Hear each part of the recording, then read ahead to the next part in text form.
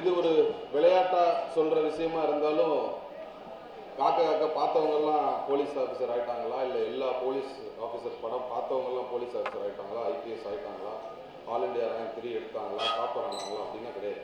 இதுக்கு அது ஒரு சின்ன பொறி தான், அது ஒரு சின்ன ஸ்பார்க் தான். நான் சினிமா பார்க்கும்போது நான் ஐபிஎஸ் ஆக போனேன், டிக்கெட் வாங்கிட்டு கவுண்டரில் நின்றானே, நான் போனேன், பார்த்துட்டு பசங்களோட இந்த பசங்கள்லாம் படம் பார்த்துட்டு இல்லை கிரவுண்டில் நின்று அரட்டை அடிப்பீங்களா, அந்த மாதிரி அரட்டை அடிக்கும்போது பல இடத்துல இதை நான் சொல்லியிருக்கேன். என் நண்பர்களோட அது இந்த ஈசிஆரில் இப்போ ஒரு தியேட்டர் மூடிட்டாங்க, இந்த டிரைவிங் தியேட்டர், அங்கே தான் பார்த்தோம் அந்த படத்தை. வெளியில் வந்துட்டு அந்த டீ குடிச்சிட்டு இருந்தேன், இல்லை நைட் ஷோ டீ குடிச்சிட்டு இருக்கும்போது கொஞ்சம் அமைதியாக இருந்துட்டு அப்போ நான் சொன்னேன், நான் ஐபிஎஸ் ஆளான்னு யோசிக்கிறேன் அப்படின்னு. டீ குடிச்சிட்டு இருந்த நண்பர் வந்து சிரிப்பில் துப்பிட்டார்.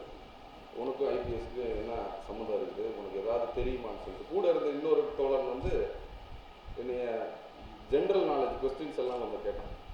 உனக்கு இது கூட தெரியல, நீ எப்படி தான் ஐபிஎஸ் ஆக, தேவையில்லாம எதையாவது சொல்லிட்டு இருக்காது அப்படி. சரி, அந்த லெவலில் இருந்தேன்.